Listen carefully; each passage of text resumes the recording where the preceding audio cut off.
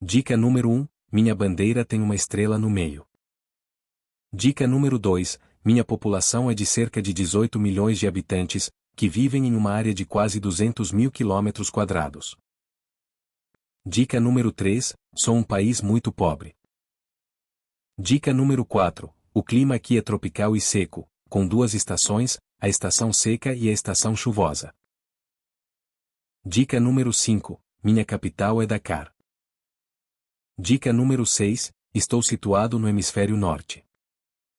Dica número 7. A minha língua oficial, o francês, é compreendido por apenas cerca de 1/3 da população local.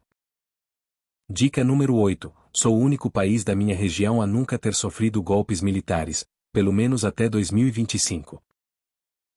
Dica número 9. Aqui se fala mais de 30 línguas, mas a língua mais falada é o Wolof.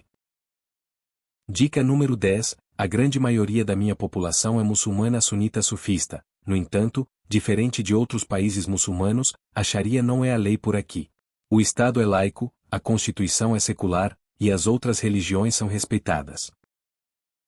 Dica número 11. A moeda aqui é o franco CFA.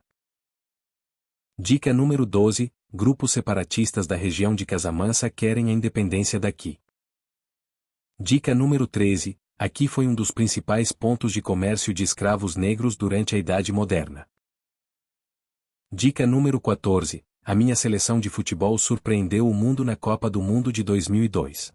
Após cair no grupo da morte, conseguimos a classificação sem perder nenhum jogo e ainda vencemos a fortíssima seleção francesa, que era a anfitriã e atual campeã. Dica número 15. Sou o país mais ocidental da África continental. Dica número 16. Meu território já foi parte do Império do Mali. Dica número 17. Sou banhado pelo Oceano Atlântico e faço fronteira marítima com Cabo Verde. Dica número 18. Sou uma república presidencialista, o atual presidente aqui, em 2025, é Bassirou Diomaye Faye. Dica número 19. Meu território contorna quase completamente a Gâmbia.